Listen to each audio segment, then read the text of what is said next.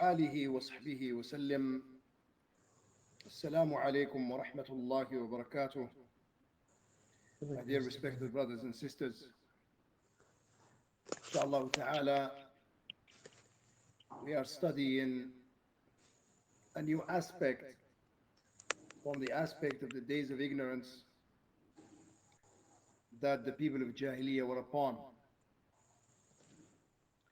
And these aspects, barakallahu feekum, they are extremely important for us to understand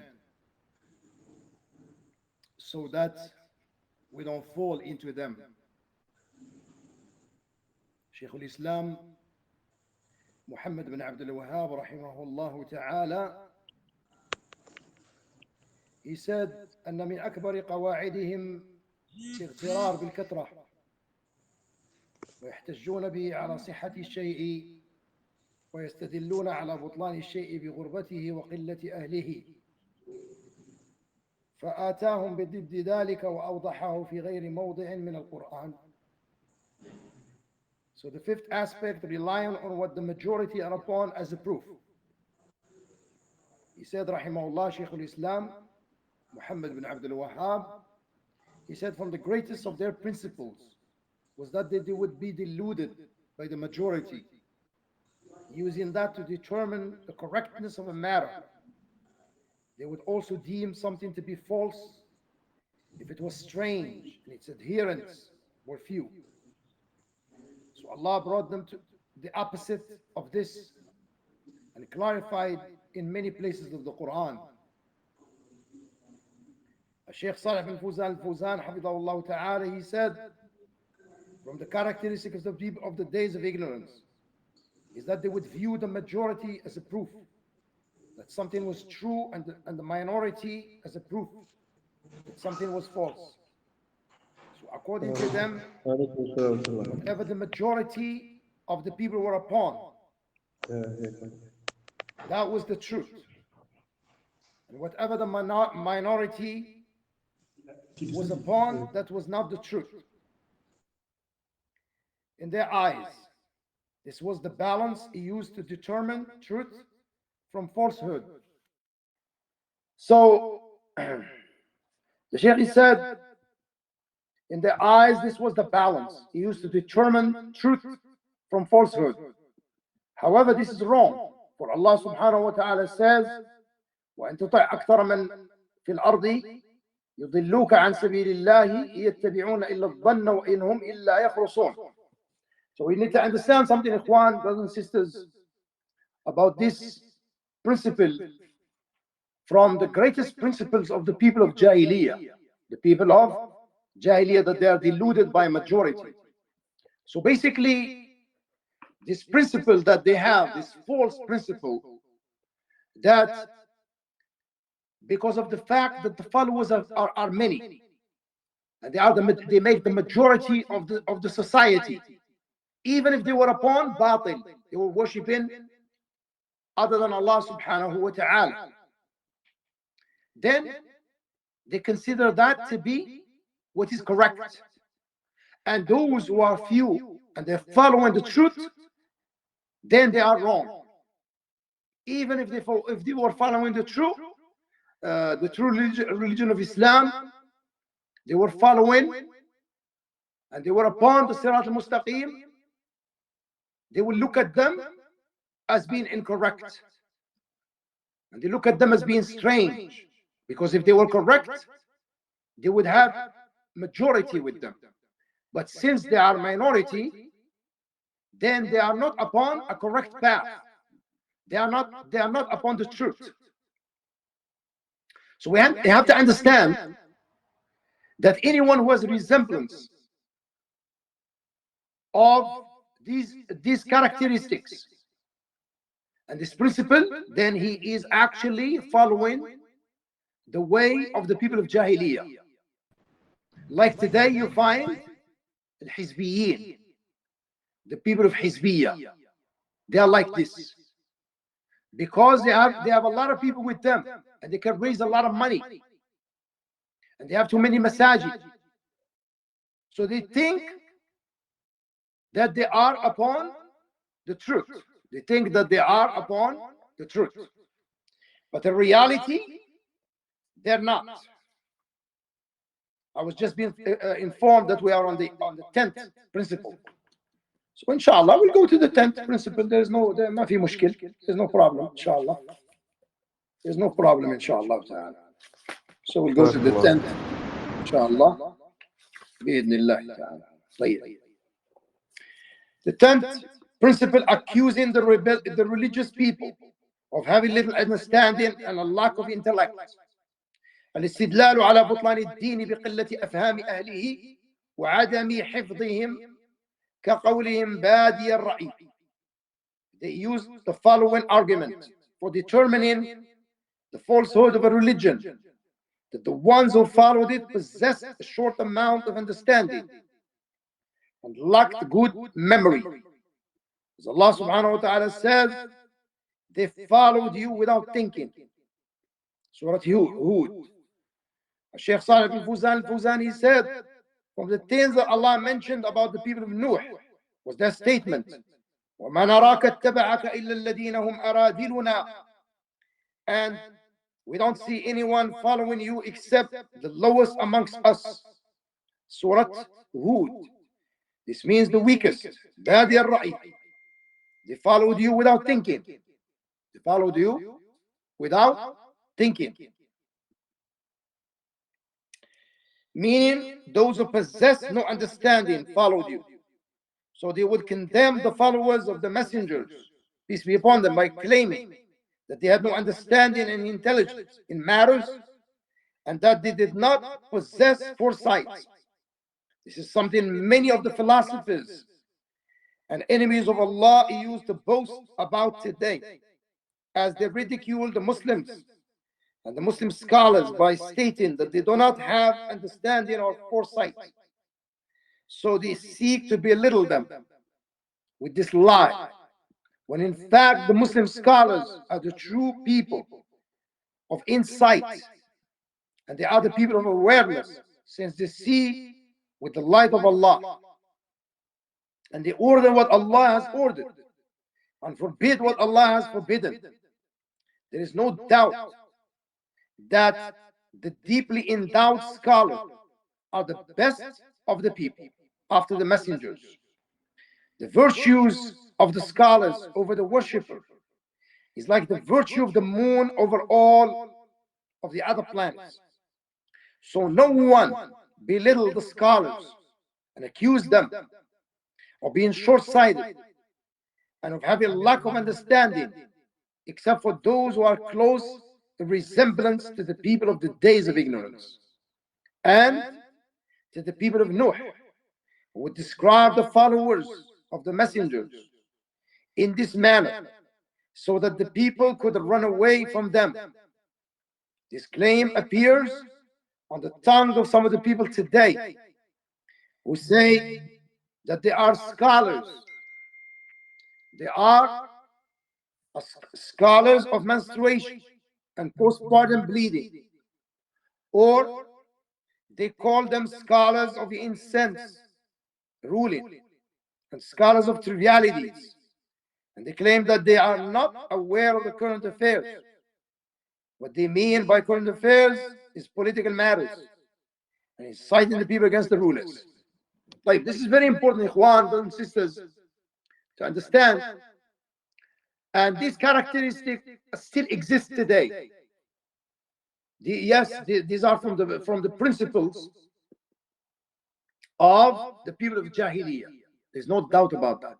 These are from the principles that they accuse the religious people, and they of having little understanding and the lack of intellect, as they have accused the followers of the prophet messengers, like what they said about the followers of Nuh alayhi salam, when they said to him, وَمَا نَرَاكَ اتَّبَعَكَ إِلَى الَّذِينَ هُمْ أَرَاذِلُنَا. And we don't see anyone following you except the lowest amongst us. Because they think in order for a da'wah to be successful, then only the elite should follow. and the influential people should be the one following. But this is not the case, because when you look in the Quran, you find out that those who follow the Prophet and messengers, they were always from the downtrodden. They were not from the elite. Yes, there were some of them from the elite, from those who are influential in the society, like for example Abu Bakr and Umar and Uthman. They were very influential in the society, but majority of the Sahaba, they were not like that. They were not like that. So now, to belittle the scholars and speak ill about them, and this is the characteristic of the Hizbiyin today. Ikhwan al-Muflisin, they speak ill about the Salafi scholars. Why do they do that? To deter the people away from them, to turn the people away from them. They say they don't know fiqh al-waqi'. They don't know the fiqh of the current affairs. They don't understand what's going on in the political arena. They don't understand what's going on in the political affairs. And they accuse them of being scholars of dollars. Some of them, they say they are scholars of dollars. Some of them, they say they are the abid, the slave of the authority. The slave of the authority. And others, they accuse them of being scholars of triviality. They say they speak about trivial matters, but huge matters, they don't talk about them. What are these huge matters? Inciting the people against the rulers, which is from the manhaj of the Khawarij, because inciting the people against the rulers will result in chaos, will result in bloodshed, in the lack of security in the land, and the lack of stability in the land, and loss of lives, loss of properties. That's what they want.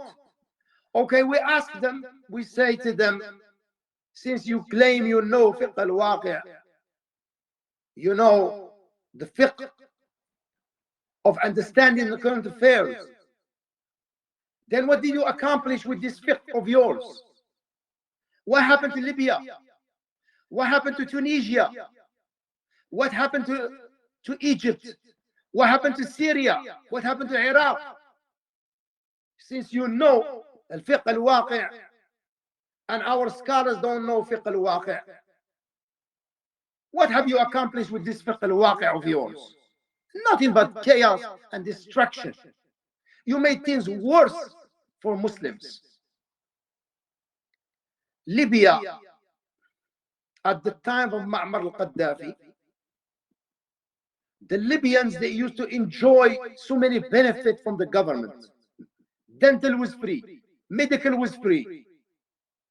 The government used to give them money from the oil. What are they getting now? You ask them. And they're still fighting until today in Libya. More than 50,000 people were killed because of so-called revolution. They revolted against the ruler because they don't understand. They are the one who don't understand the current affairs. Because if they did, they wouldn't have done that. But they are very foolish. They're emotionally driven. They don't go by the text. Our scholars, they go by the text, al-kitab wa sunnah. If they say to you, do not revolt, you accuse them of being scholars of dollars. And you accuse them of not understanding fiqh al-waqi'. Okay, you went and revolted, and you renegated against the fatwa of our scholars, and you went and you did it anyway because you follow your desires and you're emotionally driven like an idiot. And then what did you accomplish now? Tell us, show us your injazat, your achievement. Show us, what have you accomplished? Zero. Nothing but harm, disaster. You ask the Libyans, ask about their condition today and their condition at the time of of Muammar al-Gaddafi, they'll tell you. Ask the people in Egypt. Ask the people in Tunisia. From their fruits you will know them. Wallahi, from their fruits you will know them. They are the one who don't know fiqh al-waqi'. Al-ulama, alhamdulillah, they know. They have knowledge of the deen and the dunya, both. Do you think al-ulama, they don't know what's going on? They know. They know, and the people ask them from all over the world. From all over the Muslim world. They ask questions. So you're the one who are foolish. Because look, you claim you know fiqh al-waqi' more than al-ulama. Al-ulama, they lack understanding of fiqh al-waqi'. Okay, what have you accomplished? Name one country that you entered that country and you rule that country. Show us one country that you rule, ya ikhwan al-muflisin. One.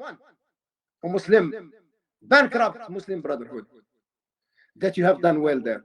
And you have achieved good things there. None. Zero. Nothing but disaster. Nothing but disaster. You ruined that country. In terms of economy. In terms of stability. Everything.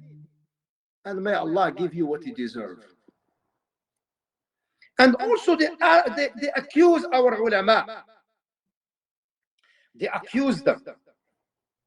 That they say that they are scholars who know only about menstruation. The affairs of menstruation. And postpartum bleeding. Wallahi, this is a lie. Wallahi, this is a lie. May Allah give you what you deserve. Shaykh bin Baz. Shaykh bin Uthaymeen. Shaykh Saalih Al-Fawzaan. Shaykh Saalih Al-Luhaydan. Shaykh Abdullah bin Ghadiyan. And all our senior scholars, those who passed away, may Allah have mercy upon them, and those who are living, may Allah grant them good health and long life upon al-birr wa taqwa. Walillahi alhamd. They have knowledge about different aspects of the Sharia. They can clarify everything about the affairs of al-fiqh.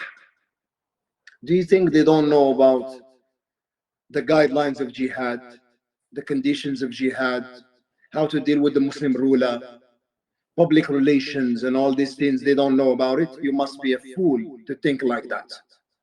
You are the one who don't know. Our ulama, alhamdulillah, they have knowledge. Walillahi alhamd. They have knowledge of the worldly affairs, and they have knowledge of the deen.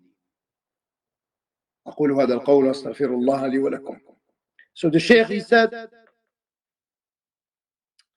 حفظه ta'ala, he said, these claims appear on the tongue of some of the people today who say that they are scholars of menstruation and postpartum bleeding.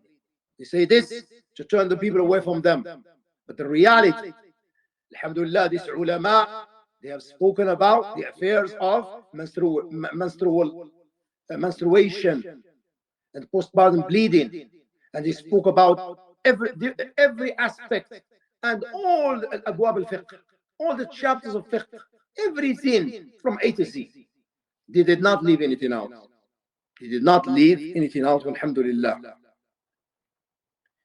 We ask Allah subhanahu wa ta'ala to grant us all al-ilm al-nafi' wal-amal al-salih. Alhamdulillahi rabbil alameen. Sallallahu ala Muhammadin wa alihi wa sahbihi wa sallim. Na'am. جزاكم الله خيرا يا أستاذ for the وإياك. benefit. وإياك. There was one that came true. نعم. بارك الله فيكم. The questioner says, Assalamu alaikum wa rahmatullahi wa barakatuh. وعليكم السلام ورحمة الله وبركاته. What is the ruling on keeping test books with pictures in them, knowing that the angels do not enter houses with pictures in them? Barakallahu fikum. What type of books? Test books with pictures. It is better not to bring them inside the house. If you have to use them, then keep them out of the house.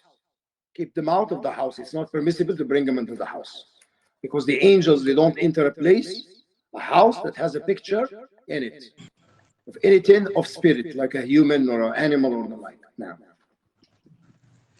Jazakumullah khair. The next question says, how can a sister get married if she has no wali? Barakallahu feekum. She doesn't have a wali, meaning that she comes from a non-Muslim family or a Muslim family and her father is dead and she doesn't have any brothers. So what does she mean by that? Allah, it was a general question. Okay, so if she doesn't have a wali, let's say she comes from a non-Muslim family, in that case, the Salafi Imam can be her wali. The Salafi Imam can be her wali. Because unless you have court system, you have a courthouse, you can go to the judge, a Muslim judge, he will be your wali. But if you come from Muslim parents and you don't have a wali, meaning that your father is deceased and you don't have any brother, then your uncle can be a wali. But if you don't have anyone, no awliya, nothing, zero, you don't have anybody, then you can choose one of the Salafi brothers, reliable brother, to be your wali. No. Jazakumullah khair. The next question says, Yeah. is it an innovation to teach the youth that they can have anything they want in the year after? As some children may ask for horses, ice cream, etc. that are owed in the dunya. Allah subhanahu wa ta'ala says, He said, لَهُمْ مَا يَشَاءُونَ فِيهَا. They will have everything that they desire in it. So alhamdulillah, you can teach them, because you know kids, they're going to ask questions. Are there any horses that fly, Pegasus? Can I have ice cream? Things like that. Alhamdulillah, you can say yes, because you will have everything you desire. Except that what is in Jannah, there is no comparison of what's in Jannah to what is in this world. Now, Allah يبارك فيك وفقنا الله وإياكم لما يحب ويرضى. Jazakumullah khair. Assalamu alaikum wa rahmatullah. السلام ورحمة الله وبركاته.